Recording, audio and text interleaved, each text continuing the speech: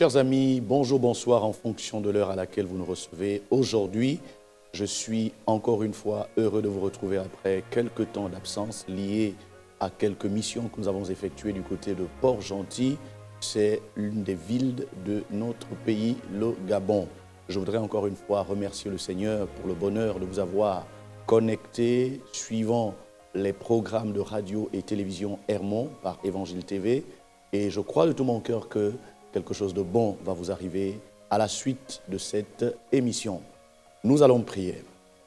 Notre Père et notre Dieu, nous te demandons pardon pour chaque fois que nous avons négligé ton œuvre, ta parole, car tu as dit dans ta parole, celui qui fait l'œuvre de Dieu avec négligence est pire qu'un inconverti. Nous voulons, Père, encore une fois, te confier ces moments, nous voulons te confier les auditeurs, les téléspectateurs, les amis de Facebook, de YouTube qui, ô Dieu Tout-Puissant, trouvent le réconfort et la foi nécessaire à travers cette émission Intervention surnaturelle.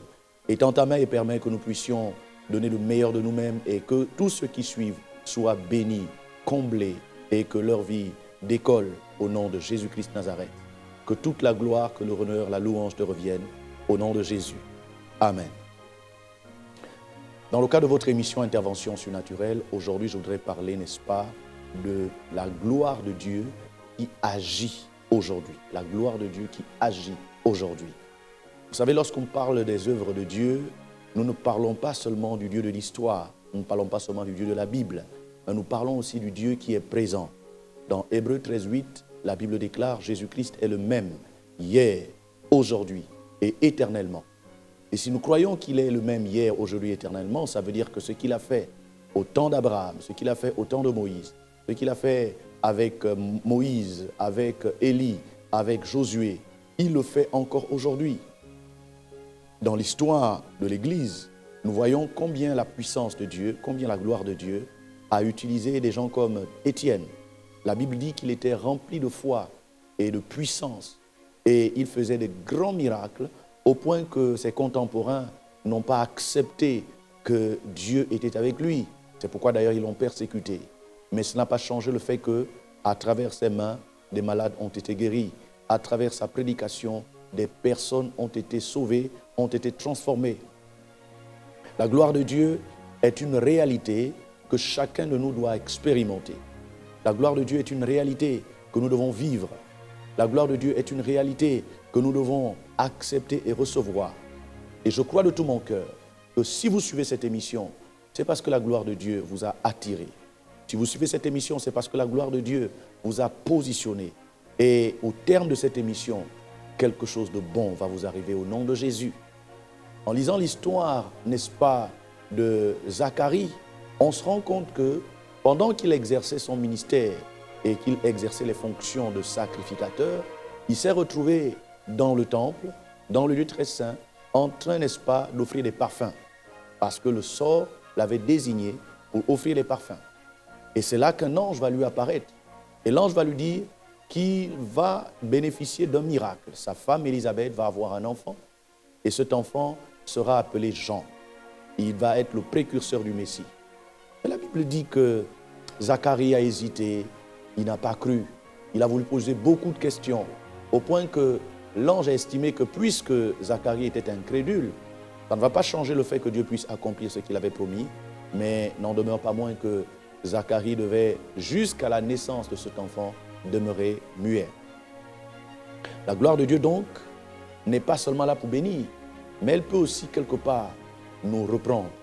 Elle peut nous corriger. Elle peut, n'est-ce pas, manifester le fait que comme on n'a pas respecté les prescriptions, ben quelque part, il y aura des représailles, juste pour que nous apprenions à ne pas douter, que nous apprenions à ne pas, n'est-ce pas, à entretenir l'incrédulité et le doute. Aujourd'hui encore, j'aimerais dire que lorsque Dieu descend, il descend à travers sa gloire pour pouvoir justement veiller à l'accomplissement des promesses, veiller à l'accomplissement des paroles, veiller à l'accomplissement des prophéties qui ont été libérées à votre sujet. Je vous donne un conseil, ne doutez jamais, mais alors là jamais, de ce que Dieu vous a promis. Ne doutez jamais de ce que Dieu a annoncé. Ne doutez jamais de ce que Dieu vous a révélé, soit dans un songe, une vision, ou alors à travers la bouche d'un de ses oins. Chaque fois que Dieu parle, il fait accompagner sa parole de l'onction nécessaire. La gloire de Dieu est descendue sur Marie. Nous voyons comment l'ange Gabriel lui annonce la venue d'un enfant et elle a demandé comment cela se fera-t-il puisque je ne connais point d'homme. L'ange lui a dit, le Saint-Esprit viendra sur toi et la puissance du Très-Haut te couvrira de son ombre.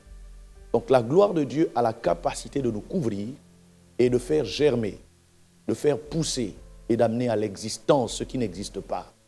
Humainement parlant, tant qu'un homme n'est pas allé avec une femme, il est impossible qu'il y ait un enfant. Mais dans cette annonciation, la Bible dit que les paroles de l'ange étaient une semence et la puissance du Saint-Esprit a couvert Marie d'une ombre capable de permettre la venue de Jésus. La gloire de Dieu donc crée de nouvelles choses. La gloire de Dieu amène à l'existence ce qui n'existe pas. La gloire de Dieu fait apparaître ce qui était invisible. La gloire de Dieu nous permet de voir ce que l'œil n'a pas vu, nous permet d'entendre ce que l'oreille n'a pas entendu et d'imaginer ce que le cœur n'a pas conçu. La gloire de Dieu est la source du miraculeux, la source des signes, la source du surnaturel. Au cours de cette émission Intervention surnaturelle, par la gloire de Dieu, Dieu veut faire apparaître des choses nouvelles dans votre vie. Vous avez probablement cherché des ânesses parce qu'elles sont perdues. Mais la gloire de Dieu va faire apparaître les ânesses que vous avez perdues. J'entends ici par ânesse la carrière que vous avez perdue. J'entends ici par ânesse la santé que vous avez perdue. J'entends ici par ânesse la richesse qui n'est plus dans votre vie. J'entends ici par ânesse l'harmonie, le bonheur et l'équilibre dans votre maison que vous n'expérimentez plus. La gloire de Dieu ramène le bonheur. La gloire de Dieu ramène la santé. La gloire de Dieu ramène la prospérité. La gloire de Dieu ramène le bonheur, l'équilibre, la satisfaction. Lorsque la gloire de Dieu descend dans une vie, lorsque la gloire de Dieu descend dans une famille, lorsque la gloire de Dieu descend dans une église, dans un ministère, dans une entreprise, lorsque la gloire de Dieu descend dans une nation, les choses commencent à bouger positivement. Ce qui ne marchait pas commence à marcher. Ce qui était mort commence à retrouver la vie. Quand vous lisez la Bible dans Ézéchiel au chapitre 37, on vous raconte l'histoire de cette vallée qui était remplie d'ossements desséchés et qui était complètement sec. La Bible dit que Dieu a demandé à Ézéchiel si ces eaux pouvaient revivre à nouveau. L'homme lui a dit, tu es Dieu et c'est toi qui sais toutes choses. C'est toi qui sais s'ils peuvent revivre. Mais Dieu va dire à Ézéchiel, prophétise, fils de l'homme, prophétise et dit, ainsi parle l'Éternel, ossements desséchés, je ferai croître sur vous de la chair, je ferai croître sur vous des nerfs, je vous recouvrirai de peau, je mettrai en vous mon esprit et vous vivrez. La Bible dit que lorsque Ézéchiel a prophétisé, il y a eu un bruit, il y a eu un mouvement et les os se sont coulés entre eux, ils ont formé un squelette, ils ont été revêtus de chair des nerfs et la peau les a recouverts. Mais ils étaient inertes, sans vie. C'était des corps sans vie.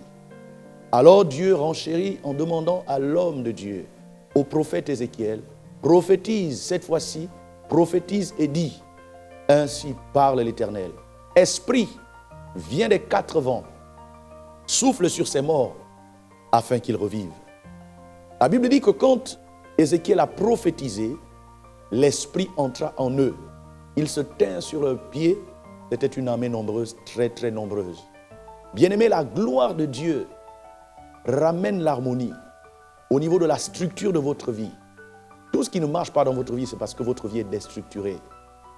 Il n'y a pas une vision, il n'y a pas un cahier de charge, il n'y a pas un plan de vol où vous vivez au jour le jour.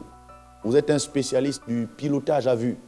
Vous improvisez tout en fonction de comment vous levez, en fonction de votre humeur, vous vous engagez dans les directions. Mais Dieu veut que vous puissiez retrouver l'équilibre en commençant par restaurer la structure de votre vie. Et pour que votre vie soit structurée, vous avez besoin d'être connecté à un mentor. Vous avez besoin d'être connecté à un coach, à un père spirituel qui va vous donner les grandes lignes de comment vous devez vous comporter, de comment vous devez orienter votre carrière, votre ministère, votre vie de tous les jours. Il n'est pas bon que vous marchiez par des improvisations. Au-delà de la structure squelettique qui s'est mise en place et qui s'est formée de manière harmonieuse, la Bible dit la chair a cru, les nerfs ont poussé. Chers amis, la gloire de Dieu veut donner vie à ceux qui étaient maigres dans votre vie. Plusieurs parmi vous, vous n'arrivez pas à avancer parce que vous n'avez pas assez de ressources spirituelles. Vous n'avez pas assez de ressources spirituelles pour nourrir votre âme. Jésus nous apprend que la parole de Dieu est une nourriture de l'âme. L'homme ne vivra pas de pain seulement, mais de toute parole qui sort de la bouche de Dieu. La gloire de Dieu veut nourrir nos âmes à travers la parole, pas n'importe quelle parole, une parole ointe, une parole qui a la puissance, une parole remplie de vie, une parole remplie d'espoir, une parole qui crée les manquements que vous avez peut-être constatés seront comblés par la parole créatrice. C'est pourquoi vous avez besoin de la gloire de Dieu. La Bible dit que lorsqu'il a prophétisé, la peau a recouvert ses corps. Il y avait de la chair désormais, il y avait des nerfs désormais. Nous savons que les nerfs constituent le moyen communicationnel qui permet au cerveau d'ordonner des mouvements au reste du corps. Pendant que je suis en train de parler, je vois que vous êtes dans la confusion. Vous ne savez pas qu'est-ce qui est bon, qu'est-ce qui est mauvais. Qu'est-ce que vous devez faire et qu'est-ce que vous ne devez pas faire. Il y a comme des ordres qui se contredisent au-dedans de vous. Il y a plein d'idées, plein de pensées. La puissance de Dieu, la gloire de Dieu veut restaurer votre centre de décision et vous amener à prendre la bonne direction. Dieu veut vous délivrer de la confusion. Dieu veut vous délivrer de toutes ces pensées qui se contredisent et qui se combattent au-dedans de vous afin que vous puissiez prendre la bonne orientation. La Bible ne déclare-t-elle pas que l'Esprit de Dieu nous conduit dans toute la vérité, nous enseigne toutes choses. La Bible dit tous ceux qui sont conduits par l'Esprit de Dieu sont fils de Dieu. Et c'est pourquoi Romains 8, 19 déclare la création attend avec un ardent désir la révélation des fils. Pourquoi? Parce que lorsque les fils sont conduits par le Saint-Esprit, lorsque la gloire de Dieu remplit les fils, alors ils peuvent voir le chemin, ils peuvent voir la route, ils peuvent emprunter la bonne voie. Quand la Bible dit « Ta parole est une lampe à mes pieds et une lumière sur mon sentier », elle fait allusion de la parole qui est le produit de la gloire de Dieu. Car lorsque la gloire de Dieu agit quelque part, elle fait scintiller des signaux qui nous permettent de suivre une sorte de boussole. Elle fait scintiller des signaux qui nous permettent d'avoir des repères et ainsi ne pas se tromper le long du chemin. Pendant que je suis en train de parler, je vois quelqu'un qui était en train de suivre un mauvais chemin, quelqu'un qui croyait être dans la bonne direction, mais le Saint-Esprit est en train d'ouvrir tes yeux et te permet de comprendre que le chemin que tu es en train d'emprunter n'est pas le bon. Tu as besoin de la gloire de Dieu. La gloire de Dieu, c'est le Saint-Esprit. La gloire de Dieu a délivré Israël qui était resté 430 ans durant en captivité en Égypte. Et la Bible dit que quand Moïse a été envoyé, lorsque Moïse s'est mis devant, Moïse a prié et l'Éternel est venu par son ange. L'ange a pris la forme d'un grand cylindre illuminé qui, le jour, constituait un moyen de suivre la direction et la nuit, la même chose. La Bible dit que la gloire de Dieu se manifestait par un feu la nuit et une colonne de nuée le jour. La gloire de Dieu nous permet d'aller au bon endroit, d'emprunter le bon chemin. Naturellement, vous allez me dire, mais si la gloire de Dieu conduit dans le bon chemin, pourquoi la gloire de Dieu les a amenés dans une sorte d'impasse, un cul-de-sac, puisque la Bible nous dit qu'en sortant du pays de l'Égypte, les enfants de Dieu ont été comme emprisonnés par, d'une part, la mer Rouge, qui les empêchait d'avancer, et d'autre part, les chars de Pharaon, qui étaient en train de courir pour les rattraper et les ramener à nouveau en esclavage. C'est là que j'aimerais dire à quelqu'un, les chemins par lesquels la gloire de Dieu nous conduit sont tels que Dieu lui-même a prévu la délivrance. Dieu lui-même a prévu ce qui va se faire pour que tu puisses traverser victorieusement cette mer Rouge. Pendant que je suis en train de parler, je vois quelqu'un qui a mal à la tête, qui ne trouve plus le sommeil, qui a des insomnies, parce que tu réfléchis et tu réfléchis, tu ne trouves pas la solution. Tu ne sais pas comment cela se fera-t-il. Comment tu vas faire pour pouvoir épurer tes dettes? Comment tu vas faire pour avoir, n'est-ce pas, ce travail? Comment tu vas faire pour être guéri? Parce que tous les traitements que tu as essayés n'ont pas réussi à te donner la guérison. Laisse-moi te dire, cette mer rouge est une petite chose devant la gloire de Dieu. La Bible nous dit que devant l'impasse, devant la difficulté, les enfants d'Israël commençaient à pleurer, à se lamenter. Et Dieu de dire à Moïse, pourquoi tant de tumulte? Pourquoi tant de pleurs? Lève le bâton en direction de la mer et la mer va se fendre. Chose qui s'est faite. La Bible dit, Moïse a levé le bâton en direction de la mer et l'Éternel souffla pendant toute une nuit un vent d'Orient. Ce vent a soufflé avec impétuosité au point que les eaux se sont ouvertes, les eaux se sont fendues et les enfants d'Israël ont marché à pied sec. Mes amis, la gloire de Dieu surprend. La gloire de Dieu prend un chemin là où il y a l'obstacle. La gloire de Dieu permet de traverser les situations les plus inimaginables. Pendant que je suis en train de parler, je reçois qu'il y a quelqu'un qui pense qu'il va se noyer. Tu ne vas pas te noyer. Tu ne mourras pas. Tu vivras.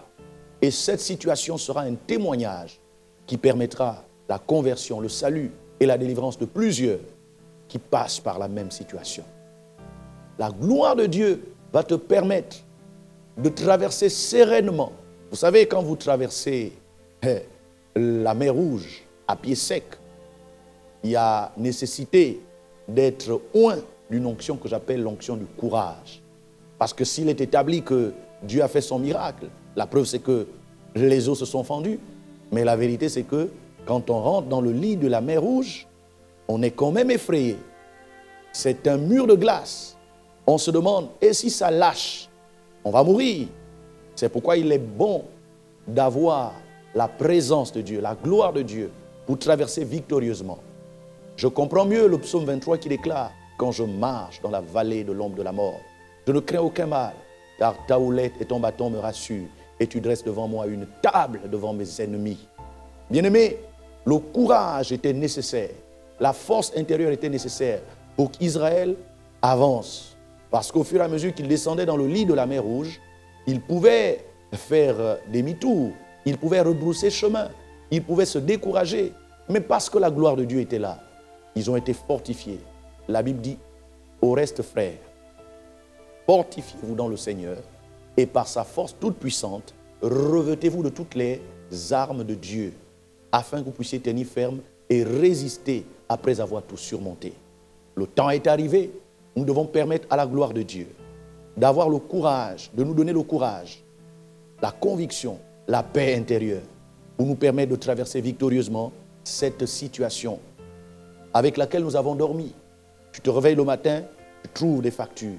Tu te réveilles le matin, le problème est là, la convocation est là. Tu te poses la question de savoir, Seigneur, qu'est-ce que je peux encore faire? La gloire de Dieu est la réponse devant l'impasse avec laquelle tu as dormi. Écoute-moi bien, Dieu t'aime. Il a mis un leader devant toi.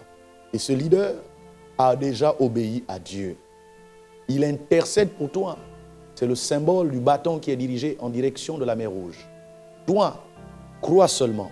Toi, lève-toi et avance. Toi, ne te laisse pas distraire ni effrayer par la muraille des eaux à gauche, la muraille des eaux à droite. Marche, avance, va victorieusement vers le Dieu de la victoire, le Dieu du salut, le Dieu de la délivrance. Et c'est au bout, n'est-ce pas, de cette traversée que Anne a chanté le cantique des rachetés. Elle a entonné ce cantique en disant « L'Éternel est ma force, le sujet de mes louanges. Il m'a sauvé, il m'a délivré. Le Seigneur est le soutien de ma vie. » Elle a pris son tambourin, elle a commencé à louer le Seigneur. Je prophétise que dans peu de jours, tu vas prendre ton tambourin et tu vas louer le Seigneur. Louer le Seigneur pas seulement par la foi, mais par la réalité. Pas seulement parce que tu crois en Dieu, mais parce que Dieu est intervenu. Il a réglé, il a changé tes temps et tes circonstances. Tu as besoin de la gloire de Dieu. Crois que c'est le temps de Dieu pour toi. Accepte que la gloire de Dieu te couvre. Lorsque la gloire de Dieu couvre quelqu'un, il n'est plus angoissé. D'ailleurs, la Bible dit dans Philippiens 4, 6, ne vous inquiétez de rien. En toute chose, faites juste connaître vos besoins à Dieu par les prières, les supplications, les actions de grâce, et la paix de Dieu qui surpasse toute intelligence gardera vos cœurs et vos pensées en Christ Jésus. Le Saint-Esprit est en train de te couvrir de son ombre. La puissance de Dieu est en train de couvrir tes pensées. La peur, la panique, la déstabilisation sont derrière toi. Le lion de la tribu de Juda marche à tes côtés. La Bible dit que celui qui agit en toi est plus grand que celui qui agit dans le monde. Tu as juste besoin d'accepter que la gloire de Dieu te couvre, que tes pensées soient rafraîchies par sa présence, afin que tout ce qui est pur, tout ce qui est juste, tout ce qui est vertueux, digne de louange, tout ce qui mérite l'approbation, soit l'objet de tes pensées. Dieu n'est pas dans la crainte, Dieu n'est pas dans la tristesse, Dieu n'est pas dans le doute, Dieu n'est pas dans l'angoisse, Dieu n'est pas dans l'incrédulité, Dieu n'est pas dans l'hésitation. La gloire de Dieu veut te permettre d'entrer victorieusement dans cette semaine afin que tu puisses glorifier ton Dieu. Car le but de la gloire de Dieu est que ta délivrance débouche sur un culte adressé à Dieu, un culte agréable à Dieu. Oui, Dieu a décliné à l'avance sa mission derrière la délivrance d'Israël, avant même que la délivrance ne soit effective. La Bible dit que Dieu a dit à Moïse, « Je t'envoie les sauver, les délivrer, les sortir de ce pays pour un bon et vaste pays, dans un pays où coule le lait et le miel, dans le pays qu'habitent les Girgasiens, les Amoréens, les Phérésiens, les Jébusiens. » Bien-aimé, Dieu dit à Moïse, « Tu diras à Pharaon, laisse aller mon peuple afin qu'il m'offre des sacrifices au désert. » La gloire de Dieu a pour but de te délivrer afin que tu fasses allégeance au Dieu de la délivrance et qu'à lui tu offres des sacrifices, des offrandes, l'adoration, la prière, la louange, la consécration. Ta vie est un don qui doit être déposé sur l'autel. Ton énergie, ton temps, ton intelligence, ta vie, n'oublie pas que tu es une créature qui appartient à un créateur. Tu es une créature qui appartient à un créateur. Ton créateur veut que tu l'adores lui seul. Et c'est pourquoi Dieu ne veut pas partager sa gloire avec une autre divinité à travers l'idolâtrie. N'élève rien d'autre en dehors de Dieu. Élève le Dieu d'Israël. Élève le Dieu sacré des Hébreux. Sa délivrance est pour toi parce que sa gloire est là. Sa main est en train de te toucher. Son esprit est en train de te remplir de paix. L'Esprit de Dieu est en train de te délivrer de ces totems appelés serpents, panthères, éléphants, araignées. Il y a des cafards et des rats qui ont rongé ton cœur au point que tu es devenu esclave des traitements parce que l'hypertension n'a plus jamais baissé dans ton cœur. Tu es esclave d'un traitement à vie. La gloire de Dieu te délivre. La gloire de Dieu te délivre. Dieu te sort et te libère de l'hypertension. Dieu te sort et te libère de l'hypotension. Dieu te délivre en ce moment même par sa gloire du diabète. Cette trompe qui était bouchée est maintenant en train d'être débouchée par la gloire de Dieu. L'Esprit de Dieu est en train d'ôter les kystes, les myomes qui avaient envahi tes ovaires et tes trompes. Dieu détruit la douleur et la maladie qui avaient créé un dysfonctionnement de ton tube et ton appareil digestif. La puissance de Dieu te rend capable de manger ce que tu veux. Ces vomissements s'arrêtent au nom de Jésus. Ce mal de tête chronique s'arrête au nom de Jésus. Ces douleurs à la miction s'arrêtent au nom de Jésus. Cette insuffisance, à la fois au niveau de tes reins, de ton cœur et de tes poumons, s'arrête au nom de Jésus. Toute insuffisance rénale, cardiaque et respiratoire s'arrête par la gloire de Dieu au nom de Jésus-Christ. L'Esprit de Dieu est en train de faire tomber les écailles qui t'avaient aveuglé. Cette toile d'araignée qui t'empêchait de lire distinctement est ôtée par la gloire de Dieu. La main de Dieu est en train de retirer cette pointe mystique qui causait les douleurs au niveau de ta prostate, au niveau de ta vessie. L'Esprit de Dieu est en train de rafraîchir, rajeunir et restaurer tout ce qui était mort, tout ce qui était en train de dépérir, tout ce qui était sec. La gloire de Dieu redonne vie à tes organes et à tes membres inférieurs et supérieurs. L'Esprit de Dieu est en train de toucher tes genoux. Cette douleur appelée arthrose, cette douleur appelée déplacement ligamentaire est en train d'être ôtée par la puissance de Dieu. La gloire de Dieu rétablit les ossements qui étaient morts. Toute paralysie qui était dans ta vie te quitte au nom de Jésus. La gloire de Dieu te délivre en ce moment même de cette main sèche. Ta main commence à bouger. Tes doigts commencent à se mouvoir. Tu peux tenir le verre et boire de toi-même. Tu peux tenir ta cuillère et manger par toi-même. La gloire de Dieu te rend capable d'être autonome. Tu ne seras plus esclave de quelqu'un pour t'amener à la douche parce que cette paralysie est en train de te quitter au nom de Jésus. Oui, cette maladie dite incurable est en train de quitter ton sang. Je vois le sang de Jésus se connecter à ton sang. Et pendant que le sang de Jésus est en train de couler dans ton système sanguin, tu reçois un nouveau sang. Tu reçois un nouveau sang. Oui, tu es guéri de toute forme d'infection. Que ce soit l'infection à VIH-Sida, que ce soit l'hépatite, quelle que soit l'infection, quel que soit le dysfonctionnement, quelle que soit la malédiction qui t'avait rendu esclave de 1001 examens, je t'annonce que la gloire de Dieu te guérit au nom de Jésus. Le désespoir que tu avais connu, au point que tu étais convaincu que tu ne pourras plus jamais travailler, je t'annonce que Dieu a ôté la malédiction du chômage. Dieu a ôté la malédiction de la pauvreté. Dieu a ôté la malédiction de la main percée. L'argent que tu cherchais commence à te chercher. Le travail que tu cherchais est en train de te chercher.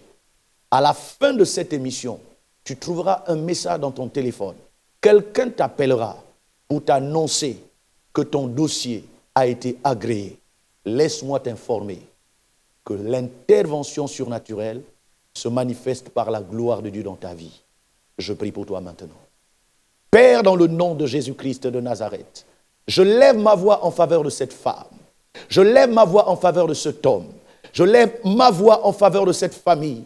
Je lève la voix en faveur de tous ces jeunes, tous ces mamans, tous ces papas, oh Dieu, qui suivent et continueront à suivre cette émission. Je viens décréter et déclarer une nouvelle saison, une nouvelle vie, un reconfort, une percée. Je prophétise maintenant la restauration. Je prophétise maintenant la victoire financière, la victoire dans leur santé. Tout projet qui était mort ressuscite au nom de Jésus. Je prophétise que les portes qui étaient fermées s'ouvrent au nom de Jésus-Christ de Nazareth. Je décrète et déclare une nouvelle saison. Je restaure l'alliance. Je restaure l'alliance. Je restaure l'alliance. Je restaure l'alliance. Que la mort déménage et que la vie prenne place au nom de Jésus. Que la vie prenne place au nom de Jésus. Que la vie prenne place au nom de Jésus. Que la vie prenne place au nom de Jésus-Christ. Merci Père. Tu oinduiles sa tête et sa coupe déborde. Le bonheur et la grâce l'accompagnent. Tout au long de cette semaine, témoignage sur témoignage, victoire sur victoire, bonne nouvelle sur bonne nouvelle. Tout au long de cette semaine, les portes s'ouvrent d'elles-mêmes. De la même manière que les portes de la prison se sont ouvertes devant l'apôtre Pierre, parce que l'ange était devant lui. Que les portes s'ouvrent d'elles-mêmes. Que la première porte, la deuxième, la troisième et la quatrième porte s'ouvrent devant elle, s'ouvrent devant lui maintenant. Que les dossiers qui n'avaient plus jamais donné signe de vie soient l'objet d'appel de la part du patron lui-même, pas une secrétaire. Au nom de Jésus-Christ, je prophétise la percée. Que la saison de la grâce soit en manifestation au nom de Jésus-Christ. Merci Père. La gloire, l'honneur, la louange te reviennent, notre Seigneur et notre Dieu. Pour ce que tu fais dans la vie de toutes ces personnes, j'ai prié au nom de Jésus et je les bénis. Amen. Merci à toutes et à tous d'avoir été avec nous tout au long de ce numéro d'intervention surnaturelle. Vous voulez rentrer en contact avec nous, que ce soit en mode normal ou par WhatsApp, utilisez le 062 426 46 68 ou plus 241 62 426 46 68. Vous êtes à l'extérieur, vous pouvez également nous appeler et nous faire part de vos requêtes. Vous êtes au Gabon, ce numéro compte et vous pouvez l'utiliser quand vous voulez. Envoyez des messages, faites des notes vocales. Nous sommes là pour vous écouter et vous accompagner afin de prendre soin de vos âmes et d'intercéder en votre faveur. Vous voulez donner une offrande, vous voulez s'aimer pour que cette émission continue à vous faire du bien. Faites un dépôt par le numéro RTL Monnaie au 074 80 425 425. 074 80 425 425. Dieu vous bénira, Dieu vous élèvera, Dieu va confirmer ce qu'il a commencé. Depuis que vous êtes entré dessus cette émission, la puissance de Dieu est en train d'opérer. Certains, pendant que je suis en train de parler, votre jambe droite est en train de trembler seule. D'autres, vous sentez comme du feu dans vos mains. Certains sentent comme des fourmillements au niveau de vos épaules. N'ayez peur. C'est l'onction de Dieu, c'est la gloire de Dieu. Recevez cette gloire. Acceptez cette gloire. Je vous retrouverai prochainement dans le cadre d'un autre numéro. N'oubliez pas, Dieu vous aime. Sa gloire est là. Shalom.